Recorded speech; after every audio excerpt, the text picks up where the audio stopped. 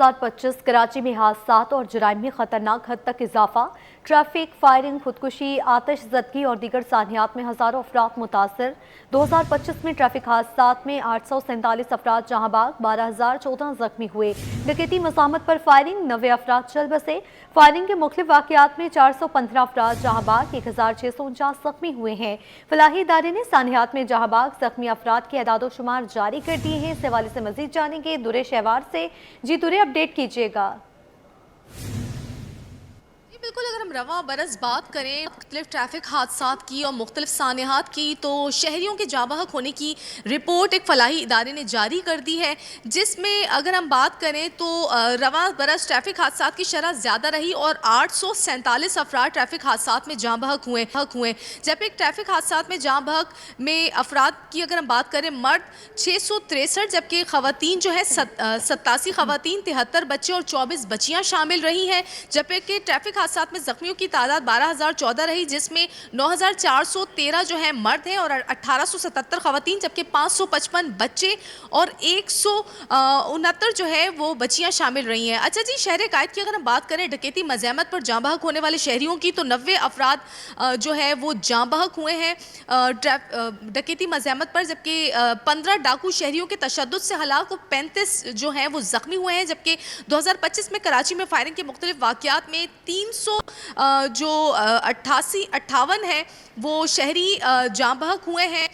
जबकि रवा बरस अगर हम बात करें, इसके अलावा ट्रैफिक रवा बरस में अगर हम बात करें मुख्तलिफ फायरिंग के मुख्तलिफ वाक़यात में 358 मर्द, जबकि 34 खवातीन, 15 बच्चों समेत और 8 बच्चियों समेत 415 अफराद जो हैं वो जाँ बहक हुए हैं। जबकि फायरिंग के मुख्तलिफ वाक़यात में 1669 अफराद ज़ख्मी, जिनमें 1372 मर्द, 160 खवातीन और 82 जो बच्चे हैं वो शामिल रहे हैं और 35 बच्चियाँ इनमें शामिल रही हैं। अच्छा जी, रवा बरस अगर हम बात करें बोरी बंद लाशों के हवाले से, 4 बोरी बंद मजबूत तौर पर लाशें बरामद हुई हैं, जिसमें 2 मर्द, 1 खातून और 1 बच्ची जो है वो शामिल रही हैं। अच्छा, मुख्तलिफ वाक़यात में अगर हम बात करें तशद्दुद ज़दा लाशों के हवाले से, तो 23 अफराद की तशद्दुद ज़दा लाशें बरामद हुई हैं, जिनमें 13 मर्द, 7 खवातीन और 2 बच्चे, 1 बच्ची शामिल रहे हैं। अच्छा, अब हम बात करेंगे छुरियों के वार से कत्ल होने वाले शहरियों की। तो छुरियों के वार से 45 अफराद कत्ल हुए, जिनमें 35 मर्द और 10 खवातीन शामिल रहे हैं। पटाखों की फैक्ट्री का एक अफसोसनाक सानिया देखने में आया था रवा बरस, जिसमें 5 अफराद लुक़मा अजल, जबकि 31 अफराद जो हैं वो ज़ख्मी हुए हैं। अच्छा जी, आदादो शुमार के मुताबिक जो फलाही इदारे ने जारी किए हैं, उसमें छत से गिरकर जाँ बहक होने वाले अफराद जो हैं वो 74 रहे हैं। जबकि शहर कायद में मुख्तलिफ जो शहर कायद की अगर हम बात करें, तो छत से गिरने वाले वाक़यात में 19 मर्द जो है वो जाँ बहक और बाकी ख़वातीन जाँ बहक हुई हैं। अच्छा, सानिया अगर हम ट्रेन सानियात की बात करें, तो 51 अफराद जो हैं वो लुक़मा अजल बने हैं, जबकि करंट लगने के वाक़यात में 132 अफराद जो हैं वो जाँ बहक हुए हैं। और इसके अलावा अगर हम बात करें आतिशज़दगी के वाक़यात की, तो उसमें झुलस कर 21 अफराद जाँ बहक और 132 शहरी ज़ख्मी हुए हैं। और इसके अलावा अगर हम खुदकुशियों की बात करें, तो 120 अफराद ने खुदकुशी की, जिसमें 104 मर्द, 16 खवातीन शामिल रही हैं। अच्छा जी, नौज़ायदा बच्चों के हवाले से अगर हम बात करें, तो 35 नौज़ायदा बच्चों की मुख्तलिफ कराची के मुख्तलिफ इलाकों से लाशें बरामद हुई हैं। और तिब्बी तौर पर जाँ बहक होने वालों की अगर हम बात करें, जो सड़क किनारे तिब्बी जो शहरी तिब्बी मौत मरे हैं, जिन्हें निजी एम्बुलेंस के ज़रिए मुख्तलिफ अस्पतालों में मुंतकिल किया, तो 260 अफराद जो हैं वो तिब्बी मौत मरे हैं। जबकि मंशियात की ज़्यादती के बायस अगर हम बात करें, तो 387 अफराद जो हैं वो जाँ बहक हुए हैं, जिनमें 5 खवातीन समेत 387 जो हैं वो अफराद जाँ बहक हुए, जिनकी जो लाशें हैं वो कराची के मुख्तलिफ इलाकों से उठाई गई हैं। अच्छा जी, इसके अलावा अगर हम बात करें नालों में डूब के मरने की, तो 13 अफराद खुले नालों में डूब कर जाँ बहक हुए, जिसमें 10 मर्द और 3 बच्चे शामिल रहे हैं। जबकि गटर में 13 अफराद जाँ बहक हुए हैं, जिनमें 8 मर्द और 5 बच्चे शामिल रहे हैं। जी ठीक है, हादसात और जराइम के अदाद शुमार के हवाले से हमें अपडेट करी थी। दुरे शहवार, आपका शुक्रिया हमें तफसीलात से आगाह करने के।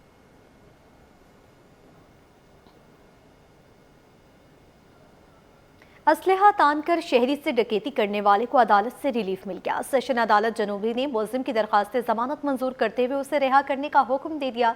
इस हवाले से मजीद तफसीलात बताएंगे जवाद आसिफ। जी जवाद, बताइएगा। जी बिल्कुल, असले के ज़ोर पर शहरी से वारदात करने का मुकदमा है, उसकी कीमती अशियाँ छीनने का ये मुकदमा है। एडिशनल डिस्ट्रिक्ट एंड सेशन जज जुनूबी की अदालत में मुकदमे की समाअत हुई है। मुलजिम जवार जुनवा की दरख्वास्त ज़मानत से मुताल्लिक़ फ़रीक़ैन के दलाइल मुकम्मल होने पर अदालत ने फ़ैसला सुना दिया है। अदालत ने मुलजिम की दरख्वास्त ज़मानत मंजूर करते हुए उसे 50,000 रुपये के ज़मानती मचल के जमा करवाने का हुक्म भी सादिर कर दिया है और जेल हुकाम को ख़त तहरीर किया कि मुलजिम अगर किसी और केस में मतलूब नहीं तो इसे फिलफोर रिहा कर दिया जाए। जुडिशल मजिस्ट्रेट जुनूबी ने मुलजिम को अदालती रिमांड पर जेल भेजा था। पुलिस हुकाम के मुताबिक डकैती का ये वाक़या रवां साल ही पेश आया था और मुलजिम के खिलाफ थाना डिफेंस में डकैती की दफ़ात का मुकदमा दर्ज किया गया था। जी नासरिन, गैस के ठेकों की मद में 17 अरब की मुबैना करप्शन का रेफरेंस, अदालत का खालिद के खिलाफ रेफरेंस खत्म करने का हुक्म। रिमार्क्स दिए, FIA अगर चाहे तो मामले की नए सिरे से इंक्वायरी कर सकता है। दरख्वास्त गुजार खालिद रहमान एक शानदार तालीमी रिकॉर्ड रखते हैं, ये मुनासिब नहीं है कि उनके सर पर इस केस की तलवार लटकती रहे। अपडेट कर रहे हैं आपको, गैस के ठेकों की मद में 17 अरब की मुबैना करप्शन का रेफरेंस, अदालत का खालिद रहमान के खिलाफ रेफरेंस खत्म करने का हुक्म। अदालत ने रिमार्क्स दिए हैं कि FIA अगर चाहे तो मामले की नए सिरे से इंक्वायरी कर सकता है। दरख्वास्त गुजार खालिद रहमान एक शानदार तालीमी रिकॉर्ड रखते हैं, ये मुनासिब नहीं है कि उनके सर पर इस केस की तलवार लटकती रहे।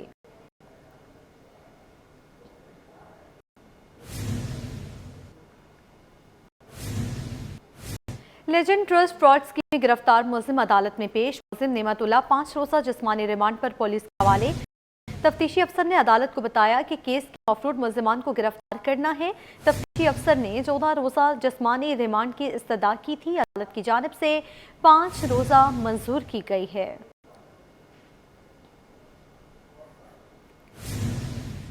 आपको बताएं, लेजेंड ट्रस्ट फ्रॉड स्कीम में गिरफ्तार मुलजिम अदालत में पेश हुआ। मुलजिम नेमतुल्लाह 5 रोज़ा जिस्मानी रिमांड पर पुलिस के हवाले कर दिया गया है। तफ्तीशी अफसर ने अदालत को बताया कि केस के मफरूर मुलजिमान को गिरफ्तार करना है।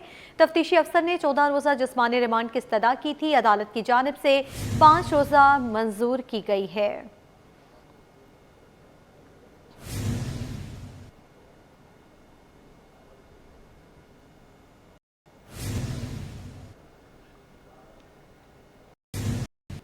उधर मंगोपीर में तबलीग इज्तिमा के सिक्योरिटी इंतजामात सख्त। कराची पुलिस चीफ ने सिक्योरिटी जायजा लिया और मुंतजमीन से मुलाकात की। ट्रैफिक पुलिस को इज्तिमागाह के तरफ तमाम सड़कों को क्लियर करने की हिदायत कर दी गई है। मज़ीद तफसीलात जानते हैं सलमान सलीम से। जी सलमान, अपडेट कीजिएगा। देखिए बिल्कुल कराची इज्तिमा का दूसरा रोज है। सिक्योरिटी के सख्त तरीन इंतजाम किए गए हैं। कराची पुलिस चीफ जावेद अहमद भी जो है वो कराची इज्तिमा उन्होंने दौरा किया, सिक्योरिटी इंतजाम का जायजा लिया, जबकि जो मुंतजमीन है उनसे मुलाकात की। सिक्योरिटी इक़दाम की बात की जाए तो तकरीबन 2300 से ज़ायद पुलिस अफसरान और जवान जो है वो सिक्योरिटी पर मामूर है। 150 से ज़ायद ट्रैफिक पुलिस एहलकार जो है वो यहाँ पर से ड्यूटी पर मामूर है। जबकि हाल कैमरामैन आप सकते हैं कि ट्रैफिक की सूरत हाल जो है वो लोगों की आमद का सिलसिला जो है वो जारी है। जबकि सिक्योरिटी के हवाले से अगर हम बात करते हैं तो SSP वेस्ट, DIG वेस्ट और दीगर जो अफसरान हैं वो भी यहाँ पर वक्फे से जो है वो पहुँच रहे हैं और सिक्योरिटी के इंतजाम देख रहे हैं। बेस कैंप बनाया गया है वेस्ट जोन की जानिब से, जहाँ पे तमाम SHOs SDPOs जो है वो मौजूद हैं। रीडर ब्रांच के अफसरान मौजूद हैं जो कि नफरी की ड्यूटियाँ लगा रहे हैं। 21 गेट बताए गए हैं कराची इज्तिमा के और 21वां जो गेट है वो VIP गेट है, जहाँ से VIPs अंदर जा रहे हैं। कराची पुलिस चीफ जावेद अहमद ने तमाम इंतजामात का जो है वो जायजा लिया, जुम्मे की नमाज यहाँ पर अदा की और उसके बाद जो है वो वापस हुए। इस मौके के ऊपर जो SSP वेस्ट है वो भी उनके हमरा मौजूद थे और दीगर अफसरान भी मौजूद थे। जी उधर कराची तबलीगी इज्तिमा से हज़ारों अफराद का रोजगार जुड़ गया। मंगोपीर में मुनाकिदा इज्तिमा जाने वाले रास्तों पर आरजी दुकानें सज गई। खाने पीने की अशिया मलबूसात निर्खों पर दस्तियाब हैं। इस हवाले से मज़ीद बताएंगे रिजवान अहमद। जी रिजवान, आगाह कीजिएगा। जी बिल्कुल मैं कराची के मज़ाती इलाके मंगोपीर टाउन की UC1 माई गाड़ी रमज़ान कोर्ट से रिपोर्ट कर रहा हूँ, जो कि मेज़बान बना हुआ है सह रोज़ा कराची तबलीगी इज्तिमा का। और इस वक्त सूरत हाल ये है कि यहाँ पे इस 3 रोज़ा इज्तिमा के दौरान जो है ये कहा जाए कि तमाम कारोबार सिमट एक छतरी तले आ जाता है तो बेजाना होगा, क्योंकि यहाँ पर मुल्क भर में फ़रोख्त होने वाली मशहूर जो अशिया हैं वो यहाँ पर फ़रोख्त होते हुए दिखाई देती हैं। नवा इक़साम के खाने होते हैं और इसके साथ साथ मलबूसात की भी वैरायटी मिल जाती है, और जहाँ से ख़रीदारों का ये कहना है कि उसके रेट भी इंतहाई कम होते हैं। शहरी एक हमारे साथ मौजूद हैं, इनसे बात कर लेते हैं। कैसा होता है ये इज्तिमा और उसके बाद ये बाज़ार, किस नज़र से देखते हैं इसको?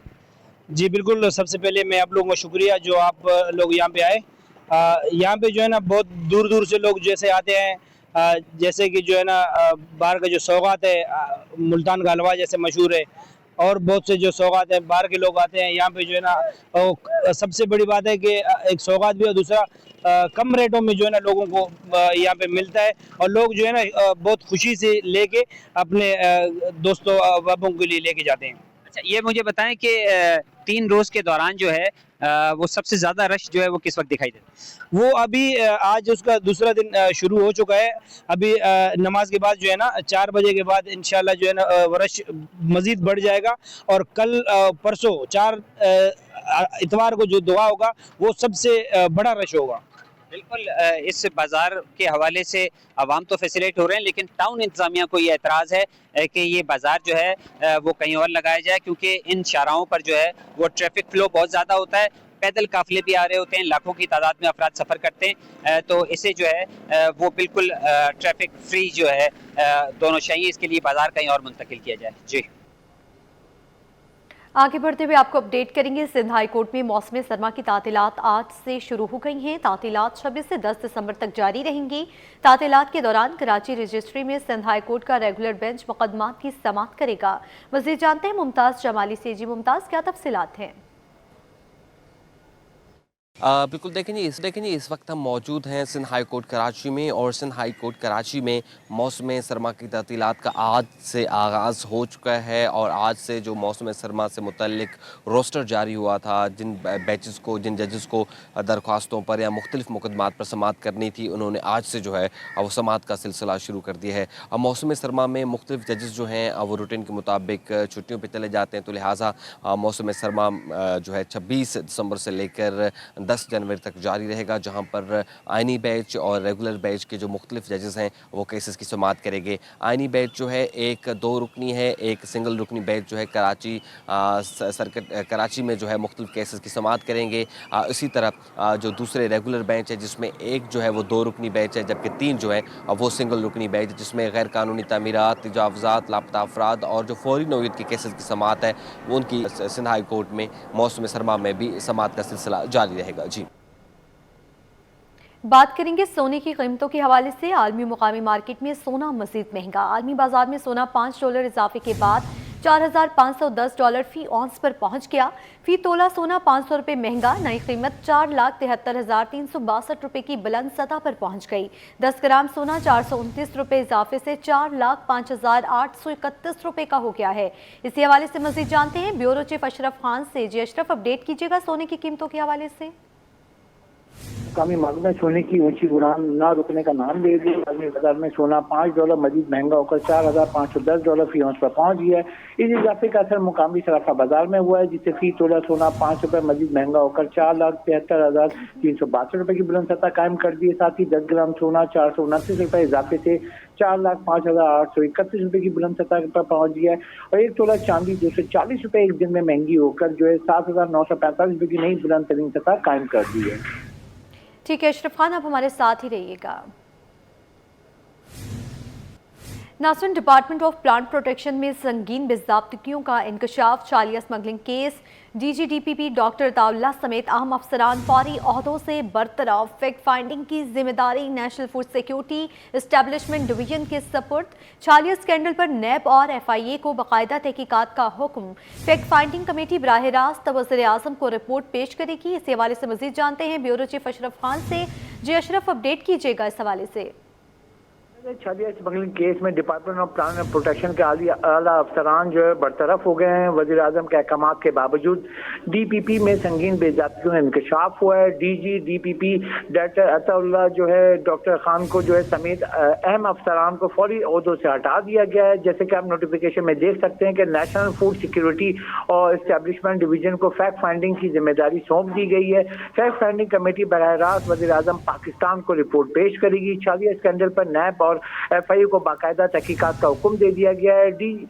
DPP को पाकिस्तान सिंगल विंडो से मुंसलिक करने का फैसला मुबैना तौर पर सबूसार किया गया है। मुस्तनद लेबॉर्ट्री को जानबूझकर PSW जो है सिस्टम से बाहर रखा गया है। सिर्फ PCSIR लाहौर से रिपोर्ट लेकर 20,000 मैट्रिक टन छालिया जो है क्लियर करने का इल्जाम लगाया गया है और रवां साल छालिया इंपोर्ट के कंटेनर 300 से बढ़कर 600 माहाना हो गए हैं। मुझे छालिया की इंपोर्ट में DPP अफसरान की मुबीना मावनत का इल्जाम साबित हुआ है और यहाँ 4 से कवायद में तब्दीली के एवज मुबीना रिश्वत लेने का इल्जाम भी आयद किया गया है। साबिक रिश्वत केस में जो है सजा याफ्ता अफसर जो है डॉक्टर मोहम्मद बासित का किरदार भी सामने आ गया है। छालिया इंपोर्ट प्रोटोकॉल में रद्द-ओ-बदल से डिजिटल सिस्टम नाकारा होने का इंकशाफ हुआ और ये तमाम तहकीकात करके ये खुसूसी रिपोर्ट जो है वज़ीर आज़म को बराह रास्त दी जाएगी। ठीक है, रिपोर्ट बराह रास्त वज़ीर आज़म को पेश की जाएगी। अशरफ खान, आपका शुक्रिया।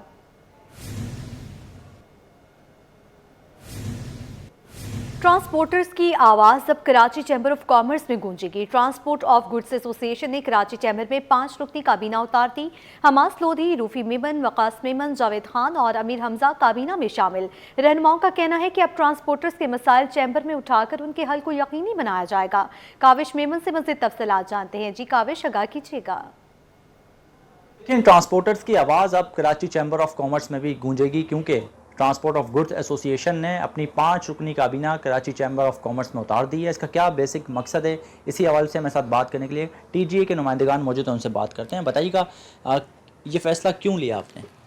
काफ़ी देखें, ट्रांसपोर्ट और लॉजिस्टिक जो है वो हमारे इंडस्ट्री के लिए और हमारी इकॉनमी के लिए बैकबोन है और इसीलिए कि जो मसाइल हमें दरपेश आ रहे थे तो हमने ये जो अपनी 5 रुकनी कमेटी इसलिए चैम्बर में उतारी कि हमारा मकसद सिर्फ इशू हाईलाइट करना नहीं बल्कि उसका रियलिस्टिक तौर पे, प्रैक्टिकली तौर पे सॉल्यूशन निकालना है जो हमारी गवर्नमेंट, हमारे इंपोर्टर्स, एक्सपोर्टर्स और हमारे ट्रांसपोर्टर्स के लिए वर्केबल हो। जी ठीक है। अच्छा, कस्टम से रिलेटेड खासतौर पर हम देखते हैं इंपोर्टर एक्सपोर्टर मुश्किलात का सामना करते हैं। अब टीम उतार दी है चैम्बर में, कितने पुरुमीद हैं? इंशाल्लाह जो मामला अभी कस्टम के हवाले से या शिपिंग कंपनी के हवाले से मामला चल रहे हैं, सबसे बड़ा इशू जो अभी ट्रांसपोर्टर को है और इंपोर्टर को है PIA के हवाले से। ये एक PIA का सिस्टम कस्टम ने बनाया था कि जो भी कंटेनर अब पाकिस्तान से बाहर जाएगा तो वो PIA अपडेट होगा सिस्टम में। शिपिंग लाइन ने 5 बजे के बाद PIA, कुछ शिपिंग लाइनें ऐसी हैं जिन्होंने मनमानी की हुई है, 5 बजे के बाद अपडेट नहीं करती हैं। हम चाहते हैं कि ये अब जो चैम्बर के प्लेटफार्म से ये सबसे बड़ा हमारा मसला ही हल हो और इंशाल्लाह पूरी उम्मीद है कि अब मिल के जो हम काम करेंगे, जो मसाइल हैं शिपिंग के हवाले से, टर्मिनल के हवाले से और कस्टम से रिलेटेड, इंशाल्लाह अब रिजल्ट मिलेगा, अल्लाह ने चाहा। ठीक है। ट्रांसपोर्टर्स का कहना है कि कराची चैम्बर ऑफ कॉमर्स के साथ जुड़ने के बाद वो पुरुमीद हैं कि लॉजिस्टिक्स और शिपिंग लाइन से रिलेटेड जो इशूज़ हैं, ना सीवरेज की लाइन, ना पानी का कनेक्शन, फिर भी पानी का बिल। अब्दुल्ला हारून रोड पर वाक़िया विक्टोरिया मार्केट के दुकानदार पानी के बिल से परेशान। कहते हैं कि Karachi water and sewerage corporation की जानिब से भेजे जाने वाले बिलों से आजिज़ आ गए हैं। मज़ीद जानते हैं हमारे नुमाइंदे बसीम इफ्तिखार से। मैं विक्टोरिया मार्केट की एक दुकान पर मौजूद हूँ जो कि जेंट्स के जो मलबूसात है उसकी शॉप है और मैं अपने कैमरामैन से कहूँगा कि दिखाएं कि छोटी सी दुकान है जिसमें मेंस की जो जीन्स हैं, पैंट हैं और जो दीगर जो मलबूसात हैं, टी शर्ट्स हैं वो यहाँ पर मौजूद हैं जो कि इसकी ख़रीदो फ़रोख्त होती है। लेकिन इस दुकान पे हम देख रहे हैं कि इस छोटी सी दुकान पे ना पानी की पाइपलाइन मौजूद है, ना ही बाथरूम मौजूद है, ना ही सीवरेज का कोई निज़ाम मौजूद है और ना ही पानी का नामो निशान मौजूद है। लेकिन अलमिया यह है कि ये तमाम चीज़ें ना होने के बावजूद फिर भी इस दुकान पे पानी का बिल जो है वो मुतवातिर आ रहा है। इस वक्त मेरे साथ मौजूद हैं इस मार्केट के जो है अहदेदार, बिलखुसूस सेक्रेटरी इंफॉर्मेशन और दुकानदार भी हैं। मानी पराचन से जानते हैं ये क्या सूरत हाल है कि पानी की पाइपलाइन भी मौजूद नहीं है इस दुकान पे। मैंने देखा है कि कहीं पे कोई वॉशरूम भी मौजूद नहीं है लेकिन इसके बावजूद भी आपके यहाँ पे पानी के बिल आ रहे हैं। देखिए, मैं तो ये कहूँगा कि हमारे साथ तो जुल्म आ रहा है और मेरा ख़्याल है आगे भी कोई अच्छी निशानी समझ नहीं आ रही। अब ये पानी का बिल जो आ रहा है ना सीवरेज ना कुछ है, तमाम दुकानों पर आ रहा है, मेरे पास नहीं, तमाम दुकानों पर आ रहा है। और हम ये कहते हैं कि हम तो हमेशा ताजिर जो है वो गवर्नमेंट के साथ चलती है ताकि ज़ाहिर है हमें तरक्की करनी है। अब वॉशरूम है ऊपर, आप भेजें, वहाँ का जो कमर्शियल बिल बनता है भेजने वॉशरूम के हिसाब से। अब यहाँ तो कोई वॉशरूम नहीं है, कोई पानी नहीं है, तो ये सवालिया निशान है कि भाई ये बिल कैसे आ रहा है, क्यों आ रहा है, वजह। सही है। तो कमर्शियल वॉशरूम इस जो विक्टोरिया मार्केट है इसमें कितने मौजूद हैं और ये बिल कब से आ रहे हैं आपके पास? ये बिल जब से आ रहे हैं, जब ये 60 रुपए का स्टार्ट किया था इन लोगों ने, और अब मेरा ख्याल है तकरीबन 550 रुपए का हो गया। कितना अर्सा हो गया? यार कमोबेश मेरा ख्याल है कोई 8 साल हो गए होंगे।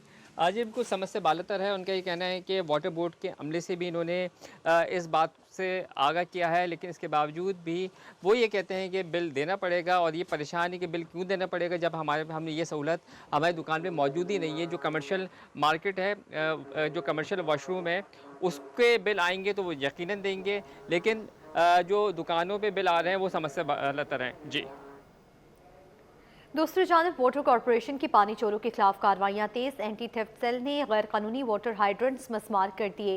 कार्रवाई के दौरान चोरी का पानी भरने वाले टैंकर्स को भी पकड़ लिया गया है। मज़ीद तफसीलात जानते हैं एहसन अब्बासी से। जी एहसन, बताइएगा।